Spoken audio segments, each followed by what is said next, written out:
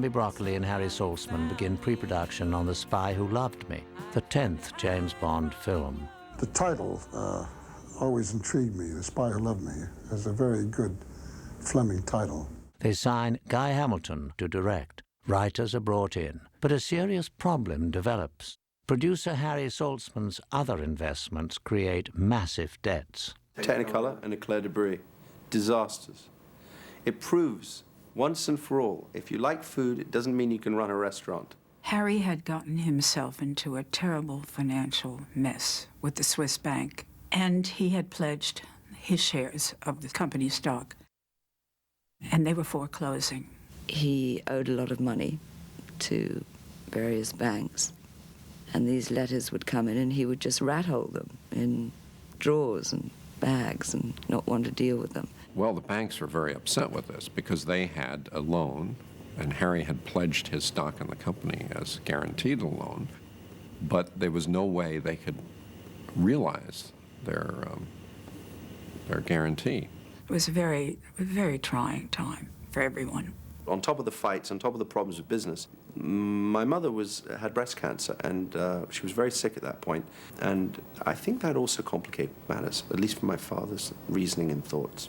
So they were planning to put Harry into bankruptcy, and this has, caused a huge amount of friction. And we had a succession of negotiations and with different people, different investment bankers. Before I worked for Harry, I worked for a Saudi Arabian called Khashoggi. And I remember calling him and saying, you wouldn't by any chance be interested in buying half of James Bond, would you? And he said yes. That deal didn't go through. But my father didn't have the business acumen. He was eaten alive by the Wall Street of that time and a corporate takeover. He was out of his depth. The company did go into a sort of liquidation, a hiatus. And it could not actually produce the James Bond film. And after much, much ado, we won. Harry unfortunately lost his shares and therefore was out of the company. So Cubby became the de facto representative of the company. With the rights to the Bond films finally secured, producer Cubby Broccoli controls the fate of James Bond. Should he succeed, he alone will get the credit. Should he fail, he will have no one to blame but himself. But that was not the end of our problems. In a way, that was just the prelude. Because of a clause in Ian Fleming's agreement, no portion of his novel could be adapted into a screenplay. Cubby Broccoli would have to supervise the creation of a totally original storyline. We went through certainly a dozen writers. Anthony Burgess was one. He came up with an idea. He said, I've got a great idea, let me pitch it to you. And he wrote something up and he gave it to us.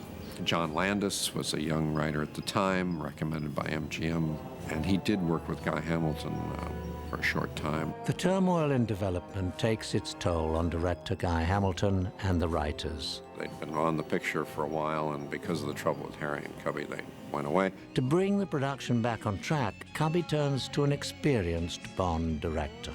I became involved with The Spy Who Loved Me 10 years after I'd made You Only Live Twice. With the director set, filmmakers dive into reworking the script. We started to basically experiment and find the plot. We sat around and thought, well, what are the intriguing things? And one of the intriguing things was there was an idea of a super tanker that swallowed boats. And so that developed into a super tanker that swallowed atomic submarines and captured them that way.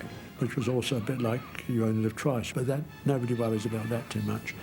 And that's how we started. Even without a completed script, Cubby Broccoli and Lewis Gilbert begin to assemble the key production team, including associate producer Bill Cartledge and production designer Ken Adam. We thought, well, maybe we'll go out and shoot in the Far East again, because that's always exotic. Which was interesting because I had quite a lot of contacts, of course. So the first thing that happened to me is I got sent back to Japan. Lewis Gilbert said, oh, if you want to do something about the sea, there's this great underwater city that they have in Okinawa. The Japanese had developed a sea laboratory which actually did rise up and sink into the sea. We had the idea, well, maybe that could go underwater and that could be the villain's lair. Of course, you know, for a guy that lives under the ocean, he'd like to wipe out all people polluting the oceans. Today, civilization as we know it is corrupt and decadent. Inevitably, it will destroy itself. I'm merely accelerating the process.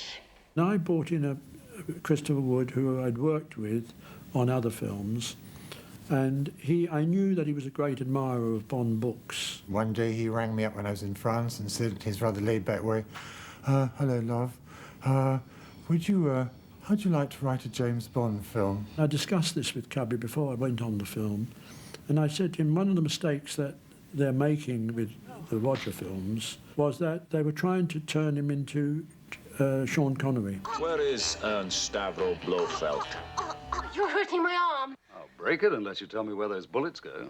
They should try and make him more towards the book of James Bond, very English, very smooth, very good sense of humour. Can you play any other tune? Lewis, one of the funniest, sweetest men I've worked with. Great sense of humour. I think the reason we got on so well, we both have the same sense of humour. I didn't give up the jokiness and I didn't give up the tongue-in-cheek because I felt that we needed to get back to that kind of thing. Bond, what do you think you're doing? Keeping the British end up, sir. Roger himself is an amusing man. Off the camera, he can be extraordinarily relaxed and funny. And of course, one tunes into this when one's writing for him. All these things don't mean anything unless the story holds together. So our initial attack on the story, when we first met in Paris, was to see whether the relationship between the main characters and the basic plot was solid and good. Even though the filmmakers soon have a script they approve of, the screenplay itself becomes the center of controversy. As soon as our script came out, we were slapped with a plagiarism case by Kevin McClory, who claimed that we'd plagiarized a script that he'd written. And there was an injunction suit on the film. So we all had to fight this injunction suit through the summer in the courts in London. Finally, the injunction was denied, and we could go ahead and make the film. So there was a lot of legal background, a lot of legal conflict to get this film off the ground. And what's amazing is that it's probably the best of the Roger Moore films, and one of the best films that we made at the time. And maybe it was the conflict itself that caused everyone to feel we have to make this picture and it has to be good. Despite all the hard work, the script still needs one more element, an exciting pre-credit sequence. I was looking through a magazine one day and I saw that this fellow had skied off El Capitan and then opened a parachute. We discussed it, and I said, but is that possible? Well, let's find this guy. People have defined adventure as something having a large element of the unknown, and the unknown could kill you. So we went out to California, got a hold of Rick, and it turned out that he'd actually never done it. He didn't actually ski off the mountain, but he very quickly said, but I could do it, and I know where I can do it. He said, I can do it up in Mount Asgard in the Arctic Circle, but we can only be there for 6 weeks. All the rest of the time it's snowed in. They sensed that it was going to be too expensive. None of us were totally convinced. That's why we went out to Canada on that initial survey. And we went to the actual mountain, and we landed on the mountain, and we did all the tests that we could do. And I kept looking at him and saying, are you sure you can do this, Rick? And he said, oh, yes, I can do it, you know. They did this test footage of me standing on the edge of that sheer cliff in a bright red parka. That test footage came out so spectacular. We went back with this footage, and Lewis and Cubby and the head of United Artists, Dan Risner, disappeared into the theatre, looked at our material, and we waited outside. We weren't allowed in. And they came out after 10 minutes and they said, do it. This was way in advance of the beginning of the film. And Louis Gilbert's idea was, well, if that doesn't work, we'll have plenty of time to figure out something else. Well, sure enough, the weather gets bad. And for a couple of days, people sit around. Nothing's happening. And the money kept getting more and more expensive, and they were clouded in. And now the calls start coming in from London as the costs keep mounting. Has he done it yet? Studios calling up asking what the hell's happening, and, you know, why are you ever going to do this? Finally, Cubby said, I've got to call. I have a feeling this boy has decided not to do it. It's a very dangerous stunt. In the end, it's only a movie, so we don't want anyone to be killed or injured. So Cubby did call up Rick. And he said, look, Rick, if you have changed your mind about doing this stunt, you come down. There's no film in the world worth your life. And he said, Cubby, I'm only waiting for the wind. And sure enough, the mountain's clear. The storm is ending. There's clouds swirling all about, but there's no winds, amazingly. I was up there in a white suit with a red flag. I said to Rick, don't go until this red flag is buried in the snow. Whatever you hear on the radio, or whatever you think you hear, because there's so many terrible stories, aren't there, of things going wrong. The last thing I said to him was, go, Rick. Don't forget you're James Bond. And I shoved the flag in the snow and buried myself in the snow. Now, there was one problem. The master shot, the camera and the helicopter, they missed me. There were 4 or 5 cameras on it. And, you know, the first one, he skied over the top of the camera and the guy lost him. So that didn't bode well. And then we had another one where the guy lost him. But there was one camera angle that took him all the way off and zoomed in and followed him all the way down. And it was one take and uncut, just one camera. Christopher Wood came up with what I think was the master stroke, which when the parachute opened, there was the Union Jack, which always brought the house down. All over the world, whenever I saw the movie, instead of people howling and throwing stones at the Union Jack, they were bursting into a spontaneous applause, which was kind of satisfactory. Even while the opening stunt films in Canada, the filmmakers worked to cast key roles, including the aquatic-obsessed villain Karl Stromberg. I wish to conduct my life on my own terms. Kurt Jürgens, I had got to know from some films in France, an outstanding actor. I was instrumental in bringing Kurt in because I'd worked with Kurt on another picture. At 12 noon, you will have reached firing positions. He was a remarkable man. He spoke about 5 languages, but not only he spoke them, he could act in every one of them. He was wonderful to work with. I mean, he's a magnificent character, a nice man. For the part of Stromberg's henchman, the filmmakers take a page from Ian Fleming's novel. Although none of Fleming's story was to be used in the film, Cubby adapts Fleming's henchman horror with his metal braces into the steel-toothed jaws, played by 7'2" tall Richard Kiel. Cubby had the idea of Jaws. He thought it would be an interesting character. I got called to have lunch with Cubby Broccoli. And he said that we're not sure exactly whether he's going to have teeth like a shark or they'll be like tools, but they'll be made out of like chromium steel, and he's going to kill people with his teeth. And all of a sudden I'm thinking, oh no, this is absurd, this is ridiculous. One day I was asked if I would mind drawing some teeth. And I knew that they couldn't be pointy because I knew that, obviously he would hurt himself. So I started it from the sort of cogs grinding kind of idea that I had. They flew me over to England, and I was taken to a dental technician's office out towards the studio. And the next thing I knew, Richard was practicing wearing these very shiny teeth. And I know that they were uncomfortable. He didn't like them much. Ever had a dental impression made? You know how that feels to have stuff up in the roof of your mouth? If you can imagine, you've got a whole mouthful of silver put in. And it was agony. He could only keep them in for about 35 seconds, and then would start gagging. And it made me very, very serious while I was trying to be humorous, and it was kind of an interesting combination. Other more alluring parts are soon cast. Finding new girls for Bond is a very, very difficult thing because they've got to be able to act a bit. They've got to be obviously beautiful and so on and so forth. And they get a bit thin on the ground. Although I was desperate to be in the film, I remember saying, I don't want to be killed off, but I do want to be in your movie. Hello? Hello. I have a message for you. I think you just delivered it. I'm Naomi. Mr. Stromberg sent me to collect you.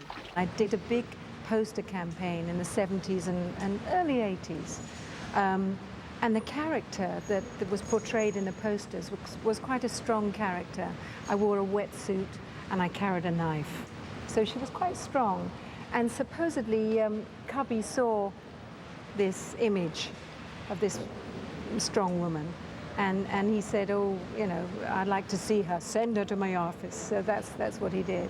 Only one major role is left to be cast, that of Major Anya Amasova. We had, for the first time, a Russian spy going alongside James Bond. Well, well, well. A British agent in love with a Russian agent. Détente indeed. Women's Lib would be rather proud of her because she is his equal in every way and matches him all the way through the picture. We have explored getting various well-known ladies. We tested dozens of girls and we couldn't find anybody. Danny Risner came to us, who was an executive at United Artists in the development department. And he said, I have a friend of mine who, she's an actress, and if you why don't you look at her, maybe you can find a small part for her. We said, look, get her over quickly. We only had about 4 days, the usual panic. We film tested her. Action. And we saw this test, and my God, we thought she was wonderful. She was very beautiful, and she was very good. That's very odd, if it's true. We all said, well, she's just right for the leading lady. Let's use her. Anya is a very nice character, and it's probably the best female character that's ever been in a Bond film. During pre-production, the filmmakers must discover a way to shoot the film's elaborate climax. At this stage, much of the battle scene is intended to take place on the deck of the supertanker. We were originally going to use a real tanker. And I said, well, we're going to have to use a miniature, Lewis, because, as you know, at the end, it blows up and sinks. You say to yourself, well, let's film on a tanker. It'd be exciting. We can have our actors running around the tanker, and we want to have explosions and stuff like that. Shell were quite happy because they told us that there would be a tanker leaving South Africa, having already taken off all the oil. But it turns out, as I discovered, that actually empty tankers are more dangerous than they are full of fuel. It leaves an enormous residue of gas, and if anybody goes in there with a spark or some cameraman decides to have a puff on his cigar, the entire thing could go. The one thing that the company said, you can have it for nothing, but you must insure the ship while you're actually shooting on it. We were told that the insurance would be £50,000 a day.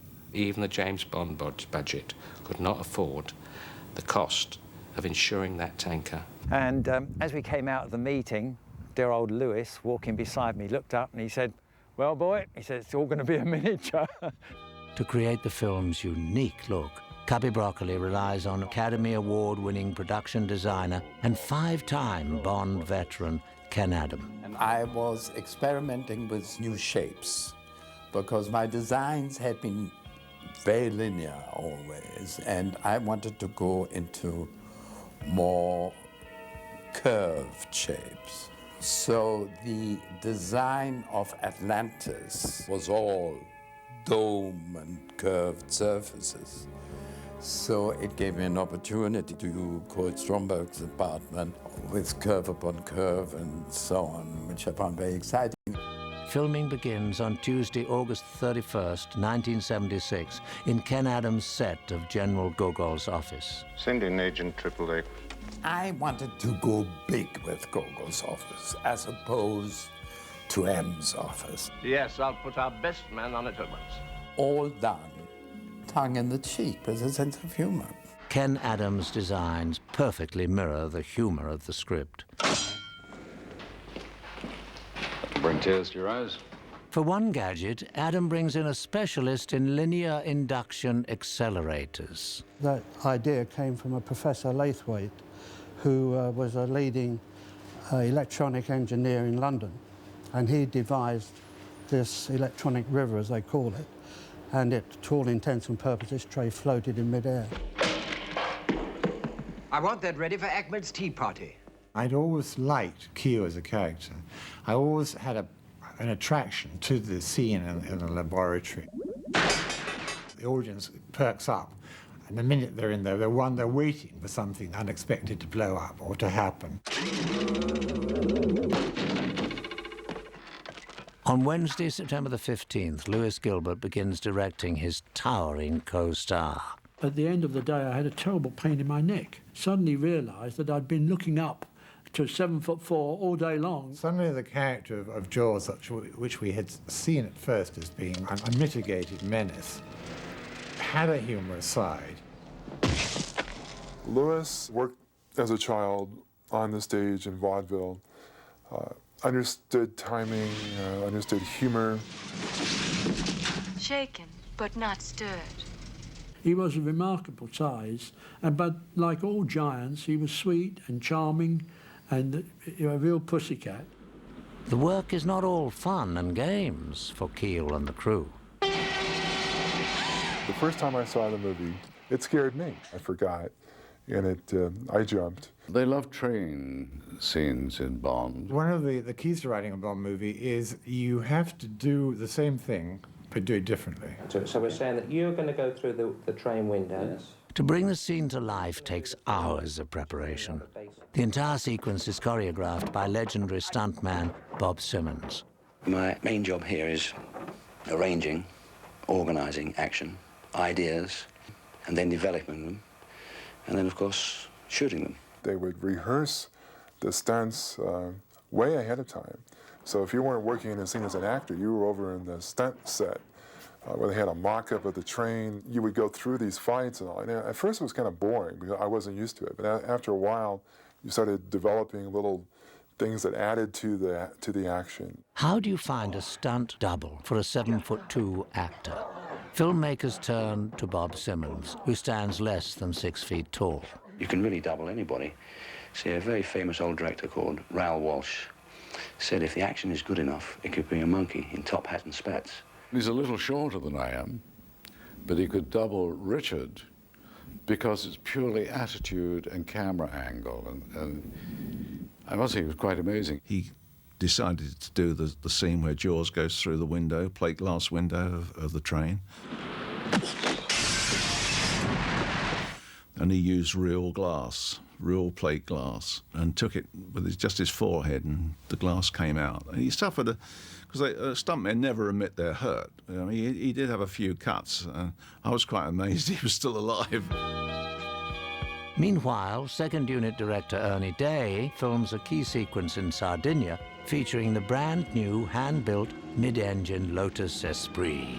The Lotus lent itself beautifully with that very streamlined body to work as a submarine. Soon the crew realizes they need a second car, and Peter Lamont handles the task of finding it.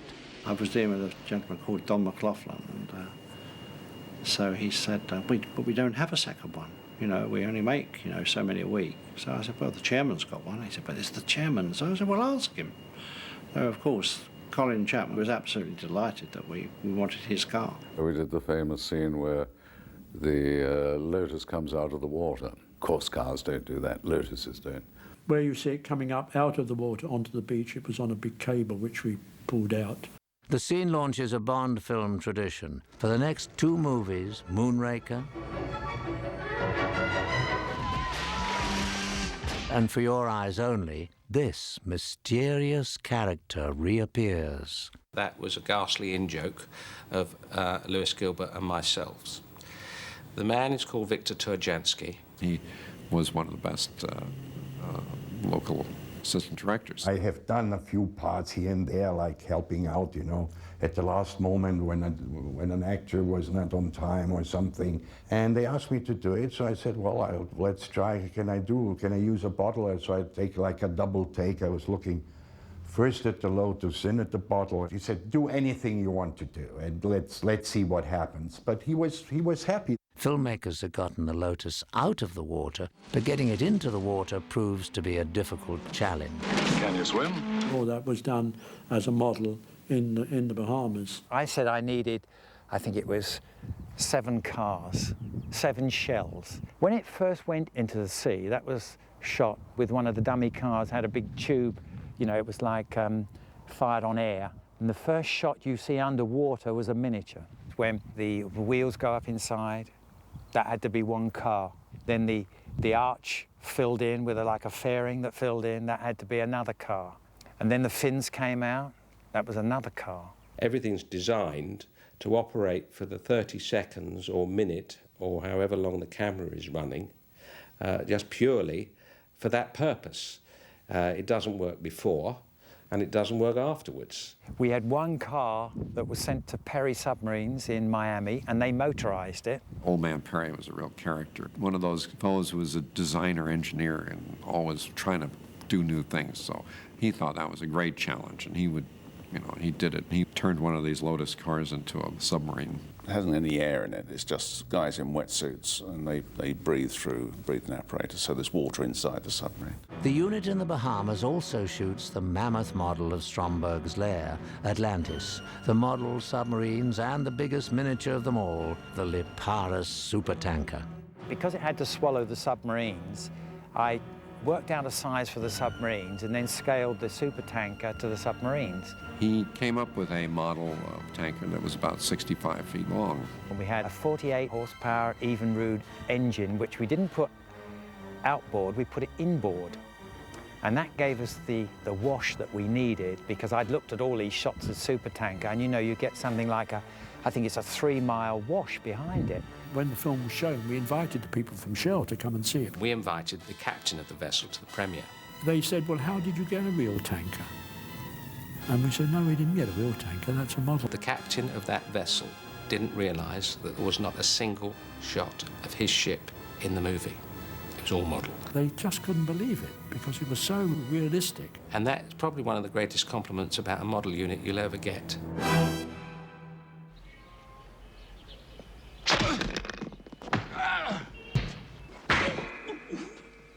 When one is in Egypt, one should delve deeply into its treasures. On the other side of the Atlantic, the first unit travels to Egypt. We were only about 10 days or maybe 2 weeks before we were due to actually arrive to film, when we got a message from the government saying that they were taking over both hotels, lock, stock and barrel, during the period that we were going to be shooting.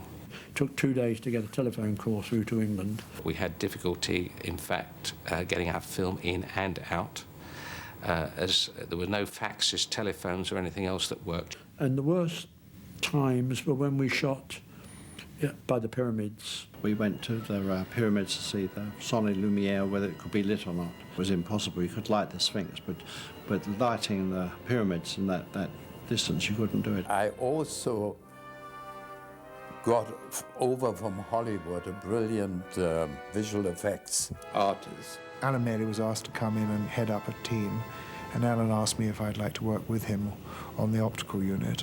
He'd won an Oscar for Bedknobs and Broomsticks, and he was Peter Lamont's cousin. My cousin, who collaborated with us on the picture, he made the little models. There were no pyramids, they never shot, all the pyramids were models, and all the audience were models. There was one shot they needed, which the first unit hadn't shot, was Roger standing and looking at the pyramids, and they never shot it.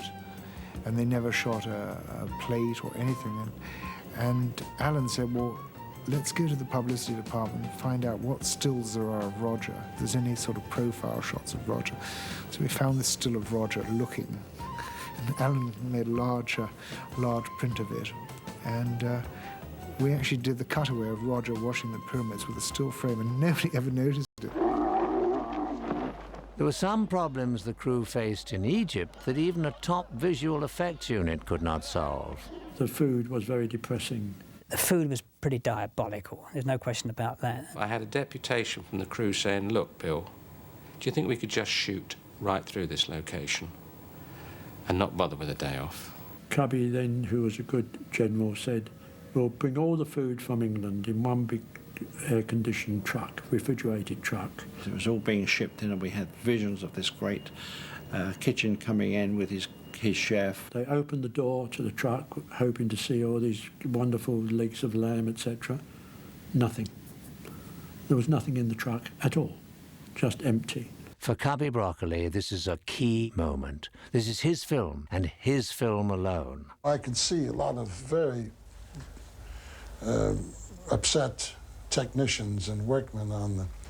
And I very quickly had to think what I could do. You know, it's the ultimate responsibility of the producer to feed and water the crew. Being a sort of a cook around the house, and I do a lot of amateur cooking, I decided I would cook up a big spaghetti do for the boys because I knew they all liked that sort of thing. So Cubby got in a Jeep with one of the crew, and they went searching for pots and pans and pasta and tomatoes. I had to fly someone into Cairo to get the spaghetti. Cubby got in the catering wagon with his other caterers there, and he cooked all the mountains and mountains of spaghetti. This is the producer with an apron on, and he's cooking for the whole unit. And they were so delighted. They all applauded at the end of it. If you go to Ramesseum now, in the restaurant there, which we took over, there's a sign on the wall which says Trattoria Broccoli. After that, Cubby could do no wrong. Cubby was so loved by the crews on occasion because he really cared about everybody. I don't know any other producer in the world who would have gone to that trouble. To show his appreciation for their hard work in Egypt, Cubby announces a paid holiday for the crew upon their return to London. Of course, the most challenging aspect of the film still had to be shot. At the time, there was no stage which would have served both as a tank and big enough to house 3 nuclear-powered submarines. We tried finding locations where we could find a huge hangar or something. We looked all over the place for a place to do it. That's where my decision has to come in, and that's where my decision did come in. We'll have to build a stage in the studio. I decided not to make the same error, maybe, that I did on You Only Live Twice, when I designed the volcano crater on the back lot of Pinewood. We couldn't leave it standing because from the outside it was an eyesore. So this time I designed the stage around the set. Now, what will lead you into the set, and which is going to be the submarine? Because remember, that's going to be pretty big in foreground. Ken Adams' plan was to build the set inside as the outside went up. I was instructed to document the growth of this extraordinary stage. And I would go up every day or once a week, depending on what kind of dramatic stuff was happening, and I would photograph it. We were completing the set as they started to put the cover on and do the sides. I think our major concern as filmmakers was it going to get up? From the time we started to build the cover, 13 weeks later we shot the set. The design challenge was really to give that hold of the supertankers an interesting look. It was, again, you know, a huge collaboration by all the trades to get it done, and the finishes, and they were extraordinary. So they built this huge, which became known as the 007 stage. One of the chaps that was most interested in seeing how things were progressing was Claude Renoir, the cameraman. Hold that frame, this one, then turn a little more. Turn it right. Right, yes. Claude Renoir was one of the nicest and most capable directors of photography. Claude, of course, was the grandson of Renoir the painter. He was one of the great cameramen of the world. I mean, Bardot wouldn't do a picture without him. What I didn't know is that Claude was having some trouble with his eyesight. I felt he was very nervous to be catapulted into a gigantic set like the interior of the supertanker, because he'd never had to deal with that sort. I take him down there and show him this great, enormous set, and he looks at this thing, and I said to Claude, well, tell us what you're going to need here to light this thing. And he said, well, tell you the truth, Bill, I actually can't see the end of the set, so really it doesn't matter what I need because I can't see to the end of it. Since the dimensions were enormous, I wanted to get another opinion in on how to use my practicals and whether to improve on them and so on. For that second opinion, Ken Adam turns to legendary filmmaker Stanley Kubrick. He said, I must be mad, You know, nobody must know. Stanley would have done it in an extremely low-key, I'm not here kind of a way. I will guarantee that nobody will ever know that you came.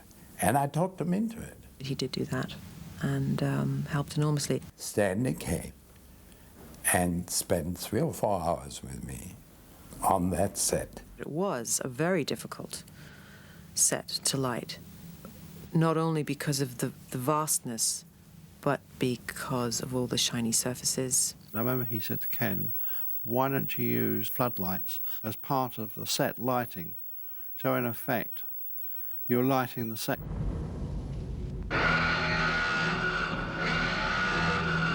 The set is a triumph, securing Ken Adam and his team an Academy Award nomination. The 007 stage is launched on December the 5th, 1976, with all the fanfare of an aircraft carrier. Former Prime Minister Sir Harold Wilson performs the ceremony. I felt a certain amount of pride when all these dignitaries arrived. It was quite exciting, really. When you actually walk in the set and it's all dressed to film, it is extraordinary, absolutely extraordinary. It was a wonderful set, and it looked terrific on the screen. It was bigger inside than it was outside, if you know what I mean. You stood at the end of it, and it was like, wow.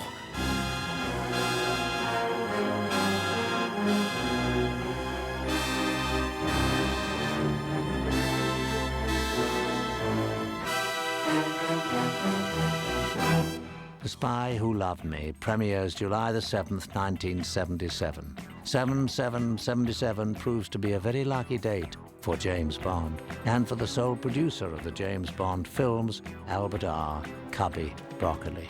The success of Spy was important. It was Cubby's first film as the sole producer of the Bond movies. We all knew it was going to be one of the greatest films. The film's worldwide success proves once and for all that nobody does it better.